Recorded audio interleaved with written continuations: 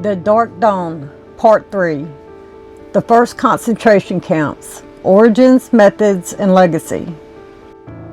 Before genocide unfolds, before atrocities reach their horrific peak, there is a beginning, a first step towards systematic cruelty. For Nazi Germany, that first step came with the creation of concentration camps, the places where political enemies were imprisoned, where fear was institutionalized, and where the machinery of oppression was built before mass extermination became policy. Today we examine the first two camps established. Dachau, the prototype for Nazi terror. Sachsenhausen, the model for brutality's expansion. These camps did not begin as places of mass execution, but whether as sites of political repression, forced labor, and the earliest experiments in prisoner mistreatment. As we walk through their histories, their operations, and their impact, we acknowledge that these places were not just prisons, they were foundations for genocide, blueprints for systematic suffering, and warnings that the world failed to heed. So let us begin. Dachau, the first Nazi concentration camp. Dachau is where it all begins. Established on March 22, 1933, just weeks after Hitler rose to power, Dachau was designed not for war criminals, not for foreign enemies, but for Germans, political dissidents, socialists, communists, and anyone deemed an obstacle to Nazi rule. It was in many ways a test. Could Germany tolerate a system where opponents simply disappeared? Could a government maintain power by institutionalized fear? Dachau's answer was clear. Over time, thousands entered and a few left unbroken. Prisoners were subjected to forced labor, medical experiments, and psychological degradation. While executions were rare in its early years, beating, starvation, and disease were rampant. The SS honed their techniques here, refining brutality into policy. By the time World War II erupted, Dachau expanded its horrors, imprisoning Jews, clergy, resistance fighters, and prisoners of war. It operated until 1945, when Allied forces finally liberated it, exposing the depths of Nazi crimes. Dachau. The name alone carries the weight of history's darkest moments. The suffering of thousands, the betrayal of human dignity, and the warning that the world failed to heed.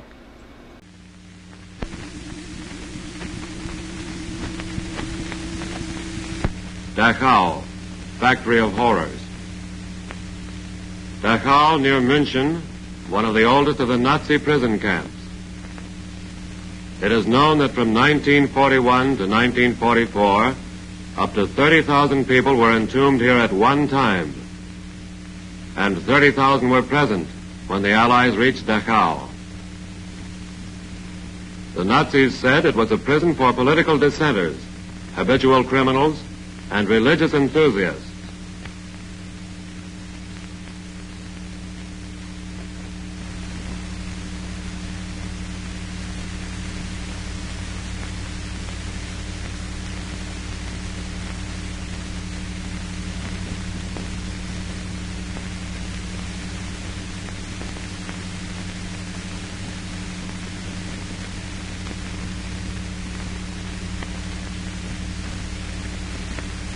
When these scenes were filmed, over 1,600 priests, representing many denominations, still remained alive.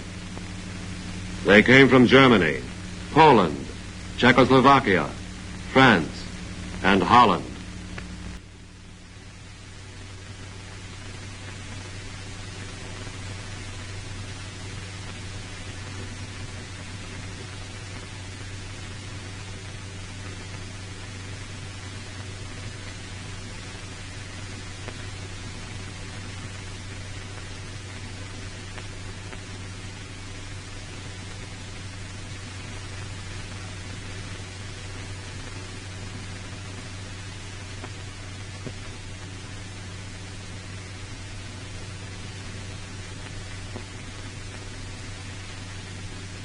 Hanging in orderly rows were the clothes of prisoners who had been suffocated in a lethal gas chamber. They had been persuaded to remove their clothing under the pretext of taking a shower, for which towels and soap were provided.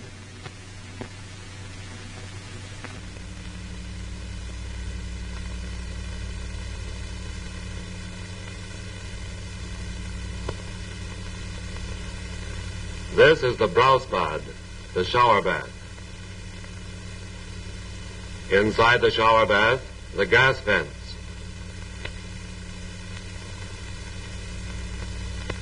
On the ceiling, the dummy shower heads. In the engineer's room, the intake and outlet pipes. Push buttons to control inflow and outtake of gas. A hand valve to regulate pressure.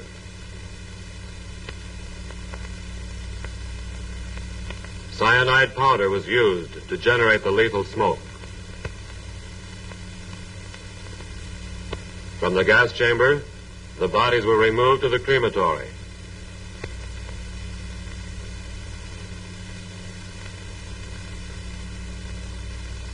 Here is what the camera crew found inside.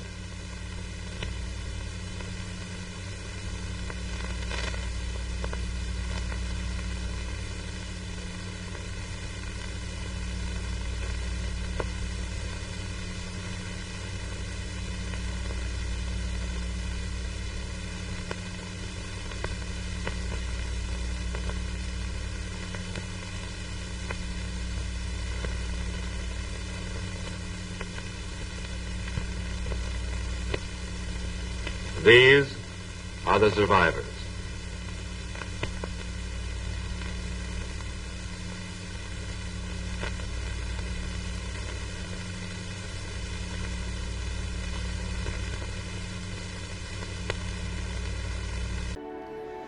The life in Dachau, systematic brutality and dehumanization. To wake up in Dachau was to wake up to terror. Prisoners were subjected to forced labor, working in freezing conditions, with starvation rations barely sustaining them. Disease spread unchecked, and those who grew too weak to work were simply discarded, beaten, executed, or left to die of hunger. The SS enforced relentless psychological torture. Standing punishments forced prisoners to remain upright for hours or days.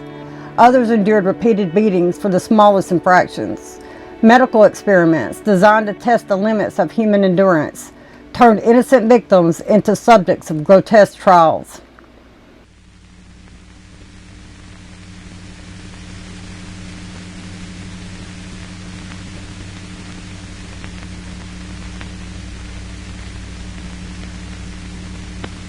Incoming prison trains arrived, carrying more dead than living.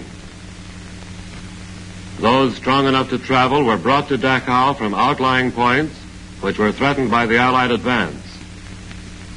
This is how they looked when they arrived.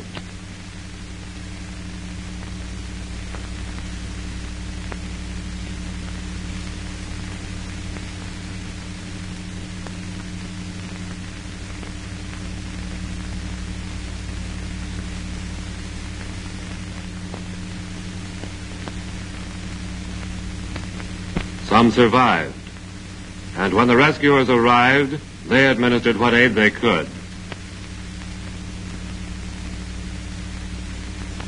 Others died after the liberation.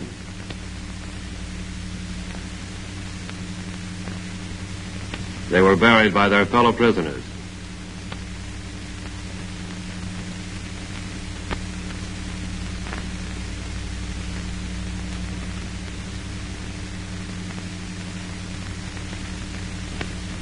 As in the case of other camps, local townspeople were brought in to view the dead at Dachau. This is what the liberators found inside the buildings. One of Dachau's most notorious features was its death marches.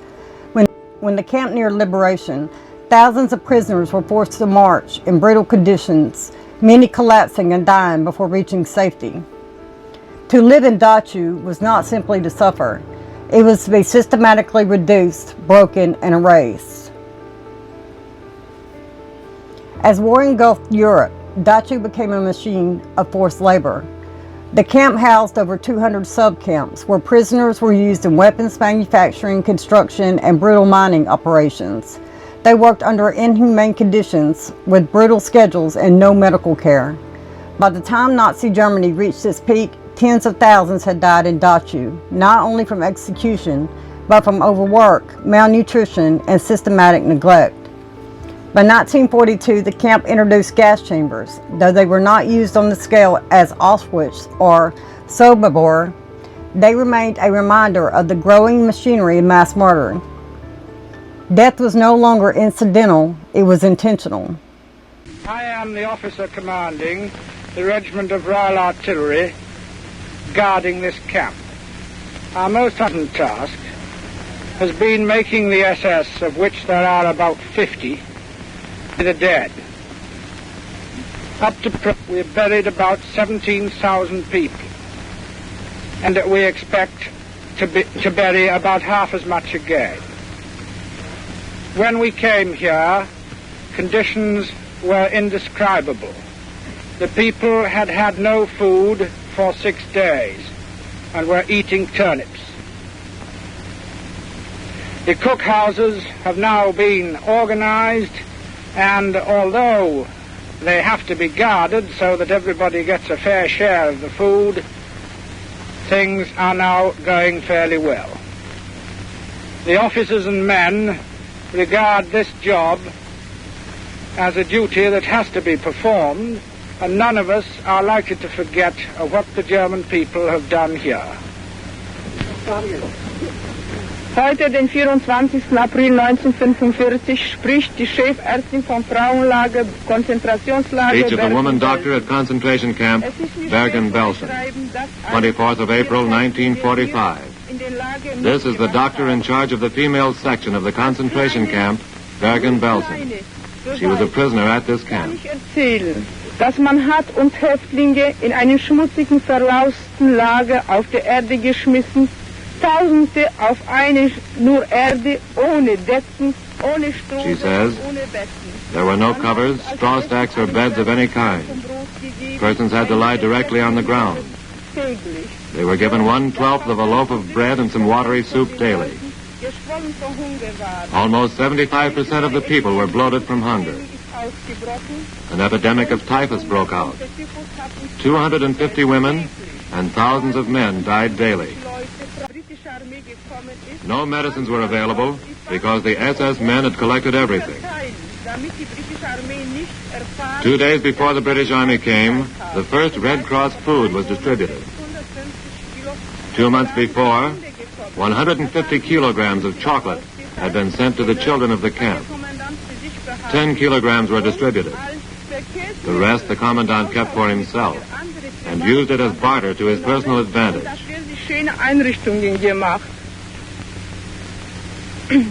Wir können nur eins sagen, mit uns hat man verschiedene Experimente gemacht. Die Sanitäter und Ärzte haben auf Häftlinge Spritzen gemacht, zum Beispiel 20 Kubikzentimeter Benzin intravenös gespritzt, so dass nach ein paar Minuten ist der Mensch gestorben. Auf solche Weise hat man auf uns experimentiert. Man hat Frauen genommen, junge, 19-jährige, schöne Frauen, und war denen verschiedene gynäkologische Operationen. She adds that various medical experiments were made on the prisoners. Doctors gave some of them intravenous injections of 20 cubic centimeters of benzene, which caused the victims to die. She concludes by saying that sterilizations and other gynecological experiments were performed on 19-year-old girls. Dass endlich der Tag gekommen ist und uns frei gemacht.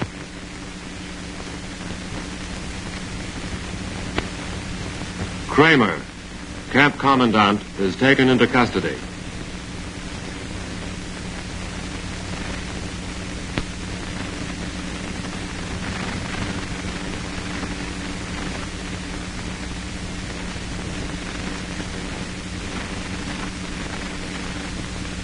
Such was the speed of the Allied advance that the guards were taken before they had time to flee.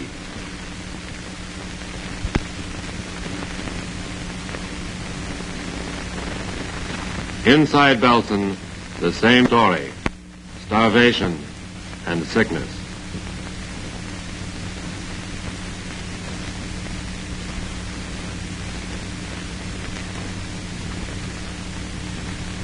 Liberated prisoners could not control their emotions.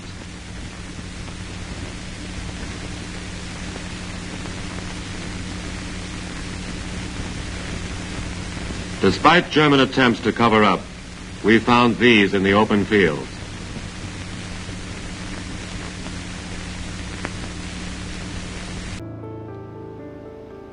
On April 29, 1945, Dachau was liberated by American forces. The soldiers who entered did not prepare for the horrors they would uncover. Thousands of prisoners were barely alive, their bodies frail and their eyes hollow. The piles of corpses stacked like discarded objects stood as evidence of Nazi atrocities. The liberation of Dachau marked the beginning of a reckoning, the undeniable proof of what had taken place inside Nazi camps. The world was forced to face the crimes that could no longer be denied. But liberation did not ease the pain. Many survivors carried lifelong physical and psychological scars. Many never spoke of their experiences, too haunted by the memories that refused to fade. Dachau was not the last, but it was the first. It was the foundation for Auschwitz, for Bergen-Belsen, for Treblinka. It was a warning, one that the world failed to heed. Today, Dachau stands as a memorial, a site that reminds us of the consequences of unchecked power, silence, and complicity. The lessons of its existence are not confined to history. They are warnings that demand vigilance, awareness, and action. Because Dachau did not begin with gas chambers, it began with indifference, with the acceptance of small injustices, with the silence that allowed hatred to thrive. And so we reflect on its legacy. Let us remember that the fight against oppression is never over. It is fought every day in the way we confront injustice, in the way we refuse to let hatred go unchallenged, in the way we remember those who suffered. Let us endure that never again is not just a phrase, but a promise. Clear-cut evidence of beatings and outright murder was on every hand. Nameless victims were numbered for records which the Germans destroyed. SS guards were impressed to clean up the camp area. Sachsenhausen, a model for cruelty. Following the early success of Dachau as the instrument of terror, Nazi leadership established Sachsenhausen.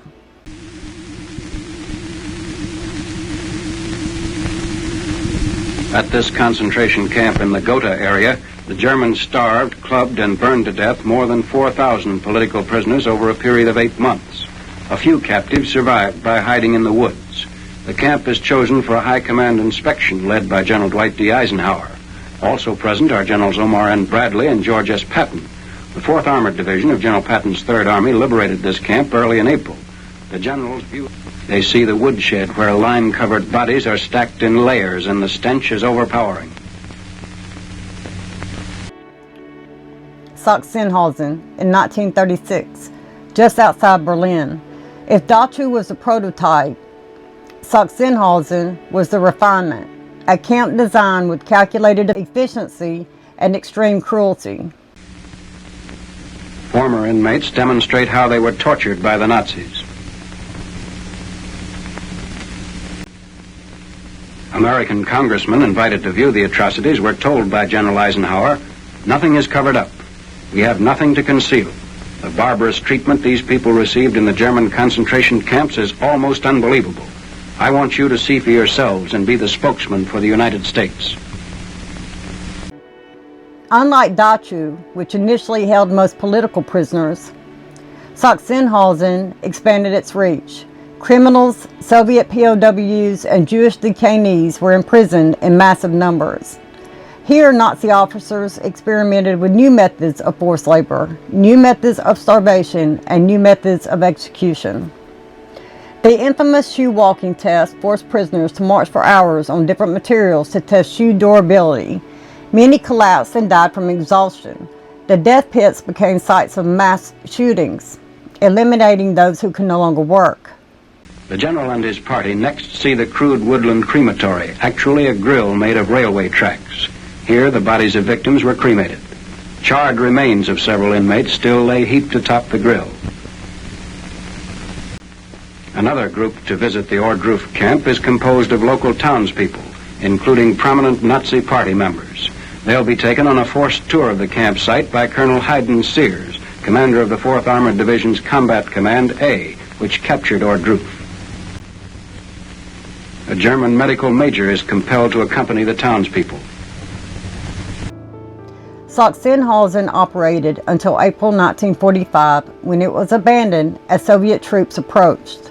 Its survivors carried its legacy, and its ruins remain today as a solemn testament to its horrors. Colonel Sears stands by as the Nazis are informed that they must see all the horrors at the camp.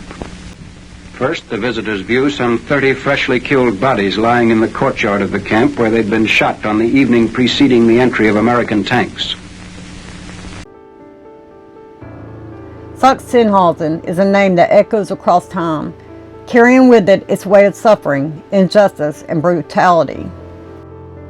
At first, Sachsenhausen held political prisoners, communists, socialists, and intellectuals who opposed Nazi ideology. But as time passed, the categories expanded. Jewish men and women, Romani groups, gay individuals, resistance fighters, and Soviet POWs were all forced into cruel grip. Its methods of degradation, forced labor, and execution were studied, copied, and implemented in countless camps that followed. These two are identified as slave labor bosses who maltreated, tortured, and killed their workers.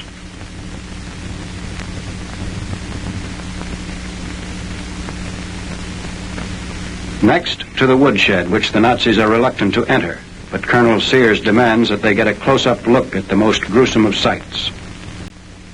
The labor bosses enter. According to reports, the local Nazis continued their tour of the camp without apparent emotion. All denied knowledge of what had taken place at Ohrdruf.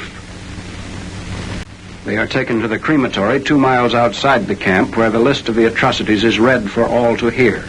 The 4,000 Ohrdruf victims are said to include Poles, Czechs, Russians, Belgians, Frenchmen, German Jews, and German political prisoners.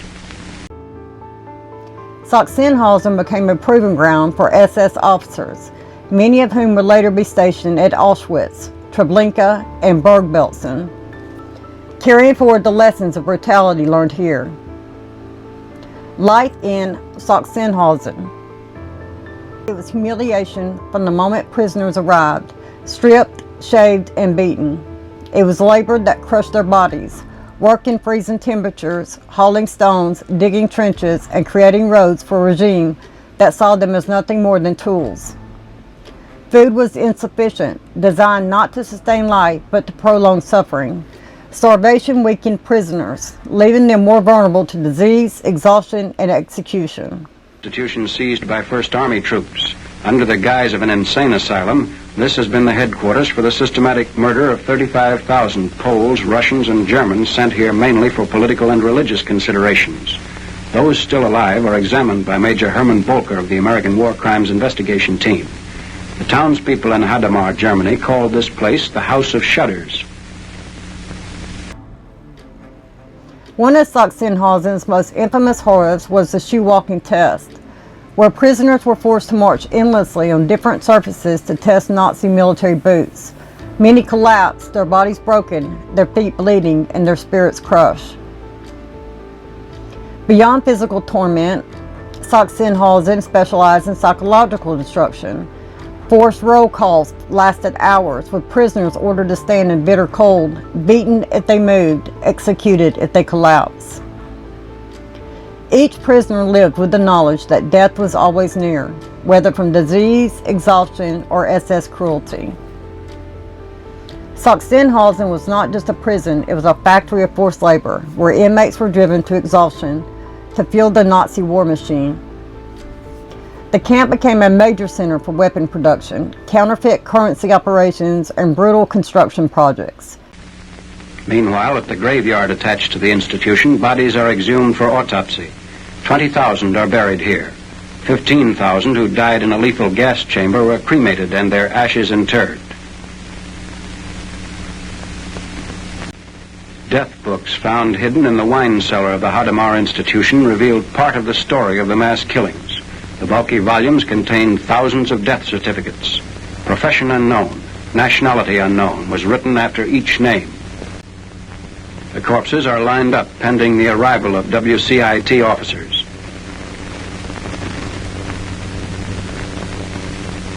Prisoners worked under horrific conditions, producing materials that strengthened the Nazi regime, even as their own bodies deteriorated.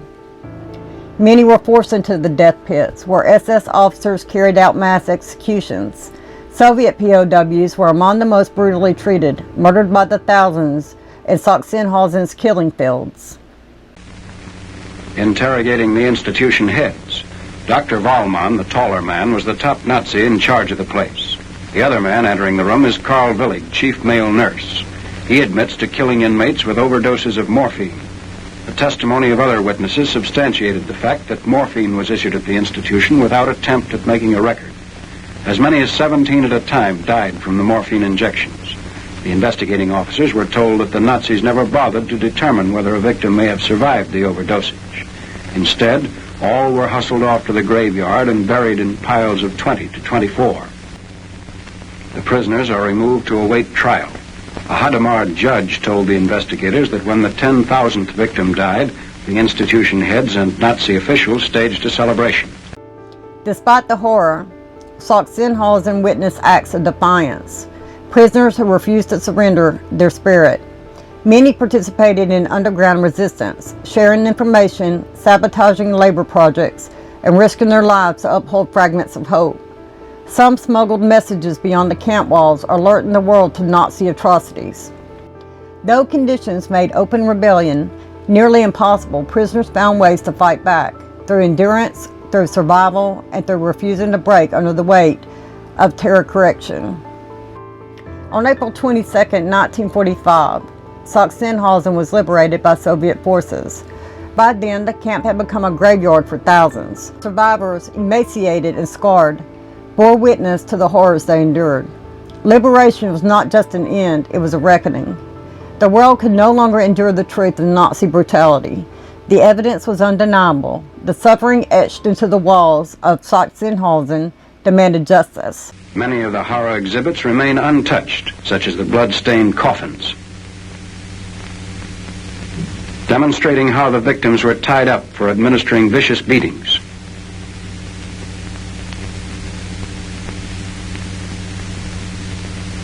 A barbed wire stick was used on the backs of the men.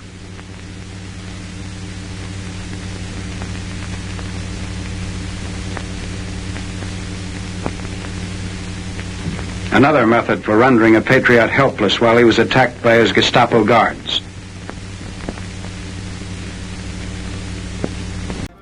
Trials followed. SS officers, once untouchable, were held accountable, but justice could never fully erase the pain. Sachsenhausen's victims carried its nightmares long after liberation, many refusing to speak of what they endured, knowing that words can never capture the depths of their suffering. The Nazis also would tie a man in chains in this manner and then apply the tourniquet. A Berlin-made thumb screw and how it was used.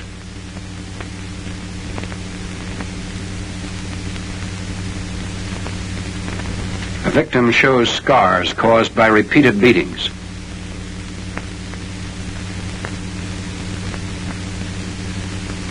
Others show what happened to them as results of both beatings and cigarette burns.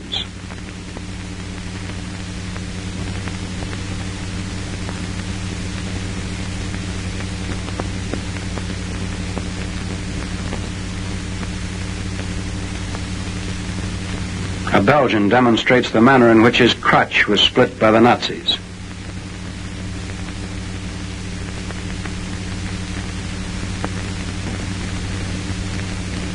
A woman discloses the results of a beating. Sachsenhausen was not just a camp. It was a model, a warning, and a lesson written in blood. It showed the world how oppression is perfected, how cruelty becomes institutionalized, and how nations descend into brutality when silence replaces resistance. The legacy of Sachsenhausen is not confined to the past. It is a reminder that injustice must be confronted always.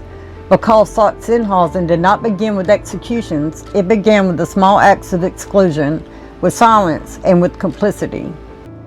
The legacy of Dachau and Sachsenhausen. Two names, two places, and two warnings that history demands we never forget. Dachau, the first prototype of terror, and Sachsenhausen, the model for expanding cruelty. Both camps were designed for systematic oppression.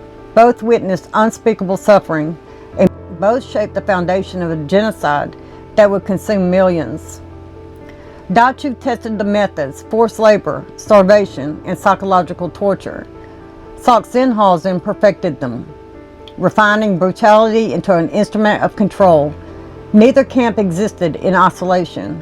They were precursors to Auschwitz, to Treblinka, and to Bergen-Belsen, steps in a long, dark journey toward mass murder. But history does not only remember the crimes, it remembers the victims, the survivors, and the voices that refuse to be silenced.